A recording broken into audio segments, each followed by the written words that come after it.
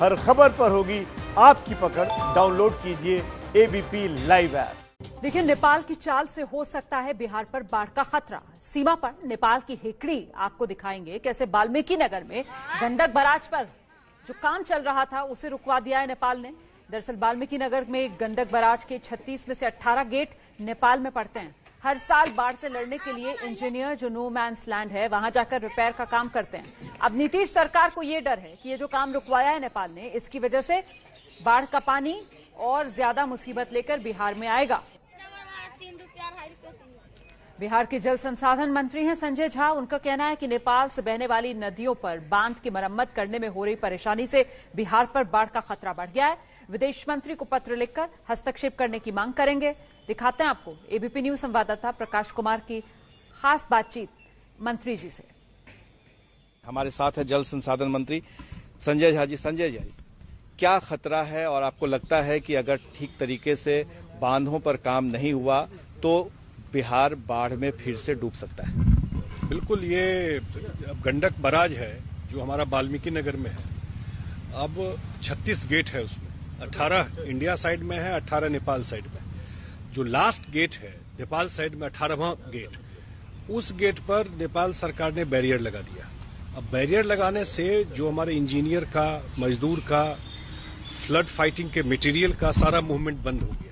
अब एक बार ये सारा मूवमेंट बंद हो जाएगा, जो राइट फ्लक्स है बांध का वो नेपाल के उस साइड में पड़ता है। सारा इसका मेंटेनेंस जल संसाधन विभाग करती है। तो एक बार वहां काम बंद हो गया और 1.5 लाख क्यूसेक पानी कल रात में गंडक से निकला।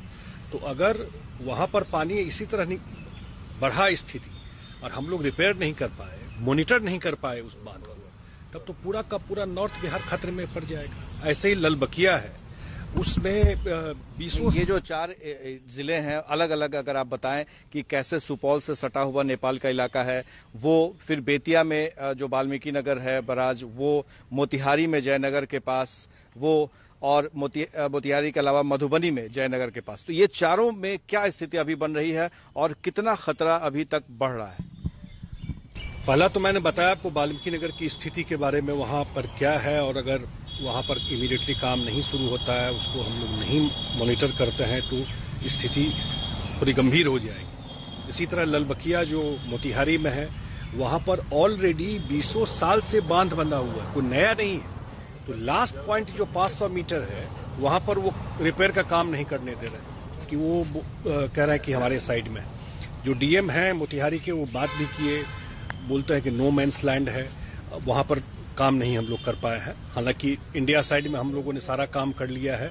विदेश मंत्री को पत्र लिखा है और पत्र में आपने क्या गुजारिश की है, क्या आग्रह किया है? नहीं, अभी हम लोग लिखने वाले हैं। अभी हम लोग की मीटिंग भी हुई है इस बात पर, और हम लोग पूरे सिचुएशन से उनको अवेयर कराएंगे, क्योंकि इसका जो प्रोटोकॉल यही है कि जो डीएम है या हमारे इंजीनियर हैं वो एक दूसरे से बात करके चाहते हैं रिजॉल्व करने का। इसके बियॉन्ड बात जाती है तो हम लोग एमईए को और जल शक्ति मिनिस्ट्री जो भारत सरकार की है उसके सारे सिचुएशन से अवेयर कराते हैं और वो अपने स्तर से टेकअप करें। और वहीं इन पूरे हालात के लिए बिहार में विपक्ष के नेता तेजस्वी यादव ने बिहार सरकार को ही कटघरे में खड़ा कर दिया है। बयान जो बिहार सरकार का आया है, जो इनके मंत्री जो बयान दे रहे हैं और जो खत केंद्र को लिख रहे हैं, एक साफ तौर पे ये समझ सकते हैं कि ये अपना पलड़ा झाड़ रहे हैं। हमको आश्चर्य हो रहा है कि अभी जो है मानसून शुरू हो चुका है। हमने केवल पटना राजधानी की देखी कि किस प्रकार से जल जमाव हुआ। हम ये दावे के साथ कहते हैं जो 36 गेट में से जो 18 गेट अपने बिहार में है, 18 गेट जो नेपाल में है, यहाँ काम रुका हुआ है और अभी ये जागे हैं। 15 साल से मुख्यमंत्री नीतीश कुमार जी हैं, इनकी सरकार है, डबल इंजन की सरकार है, और ये मानसून जब शुरू हो गया तब ये पत्र लिख रहे हैं। इतने दिनों से ये कर क्या रहे थे?